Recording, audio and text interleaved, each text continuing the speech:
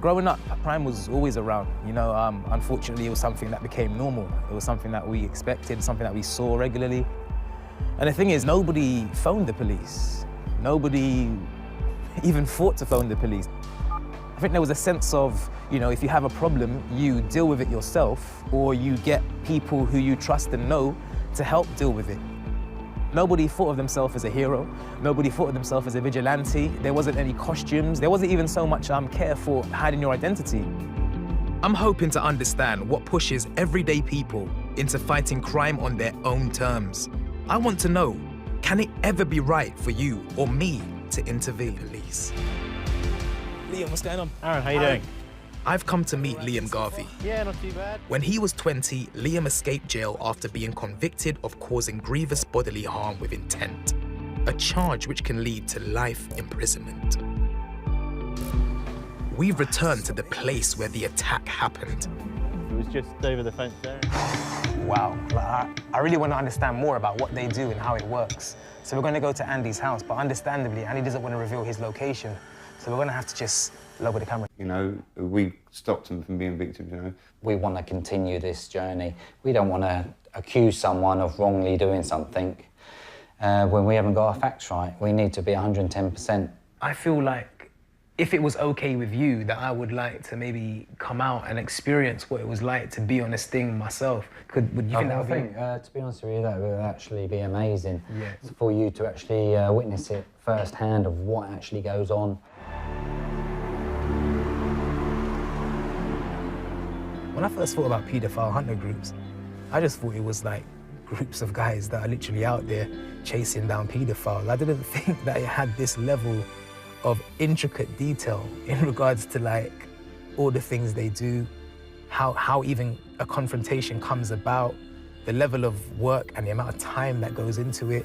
I really didn't expect to see what I found out now.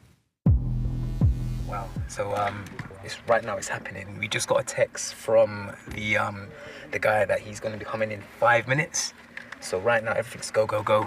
The teams are all assembling and they're getting themselves ready for what will be the sting. Gary, you go over by that white door, yeah? Just now, like instantly, as the text came through, you can see everyone's just been reignited. Their energy has just started to just explode. I can see the, you know, determination in Andy. How you feeling? Yeah, I'm not nervous. Adrenaline's definitely pumping, heart beats definitely raised. Okay, 2 minutes. That's the message you sent back, so 2 minutes. All right, maybe we should put the camera down now. Gary rang it as well. Gary's made a second call to the police because there are other members of the public who are getting involved and people seem to be getting very angry. So just for his own safety, they're making sure they call the police and try and hurry them up and get them here as soon as possible. You recently bought a house, but you're going to lose your house. You're going to lose your job. Here they are now. Because we know where you work. Yeah, where's the evidence? It was, part of me feels a bit like I want to cry, because 7 months is a long time. So... You're all right, man. It's all right, man. It's all right. It's all right, Andy, man.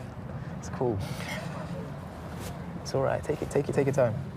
Yeah, it's a long time, you know. 7 months I put up with that crap off of him. Of course. But let's hope that...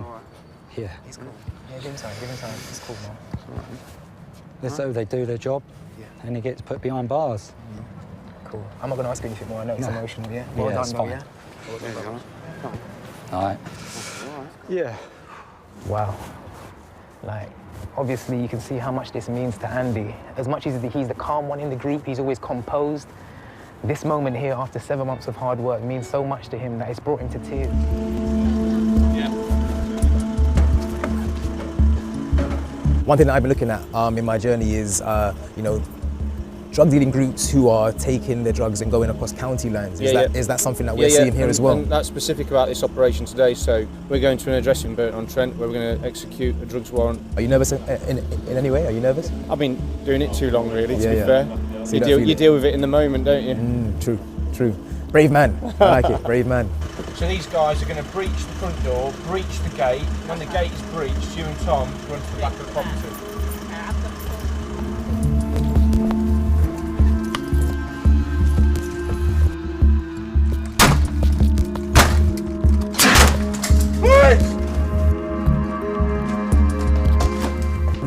smash down the door now.